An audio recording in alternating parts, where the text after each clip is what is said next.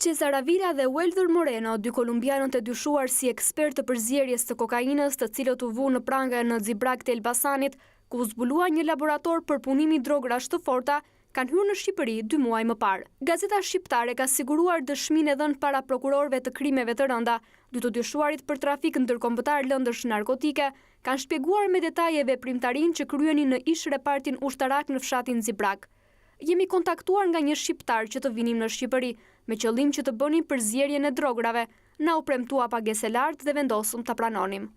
Udhëtuam drejt Shqipërisë 2 muaj më parë, s'kemi marrë asgjë, kanë shpjeguar Cesar Avila dhe Welder Moreno, dy kolumbianët që sipas prokurorisë deri më tani dyshohen të kenë kryer rolin e ekspertit për përzierjen e drograve, kanë shpjeguar më tej mënyrën se si punonin në laborator, por sa u përket emrave të kapove të trafikut, nuk kanë mundur të japin detaje. Mund të themi se ne njohim vetëm personat me të cilët kemi punuar në ambientin ku ishin montuar pajisjet ku kryenin punën tonë. Nuk dim se kush fshihej pas kësaj veprimtarie dhe cilat linja ndiqeshin, u thanë hetuesve të dyshuarit. Sa i përket pagesës që do të merrnin ndonse flitet për shifra shumë të larta, dy shtetasit kolumbian nuk kanë thënë prokurorëve se pavarësisht punës që kanë kryer, nuk kanë përfituar asnjë pagesë. Ndonë se dëshmia e tyre nuk ka qenë shumë e fortë për hetuesit, të cilët ranë në gjurmët e një grupi teje të strukturuar kriminal, janë duke kryer verifikime dhe hetime për vërtetësinë e saj. Prokurorët po verifikojnë të gjitha lëvizjet e kolumbianëve, kontaktet që kanë patur në Shqipëri me persona të huaj apo shqiptar, biseda telefonike që kanë kryer.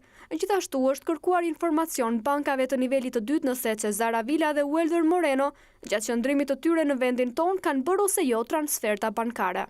Ndonë se kolumbianët kanë pranuar se në Shqipëri ishin vetëm për të realizuar përzierjen e drograve, kryesisht të llojit kokainë për hetuesit, hetimet do të shtrihen edhe më tej pasi ka dyshime se mund të kenë ardhur në vendin tonë edhe si garant të dorëzimit të mallit. Në fakt, një dyshim i tillë ende nuk ka baza të forta, por përgjimet të nxjerrin në dritë disa fakte që hetuesit po i analizojnë për të përcaktuar rolin e gjithë secilit prej të dyshuarve në rrjetin e trafikut ndërkombëtar të drogës, që mendohet se gjeneronte miliona euro.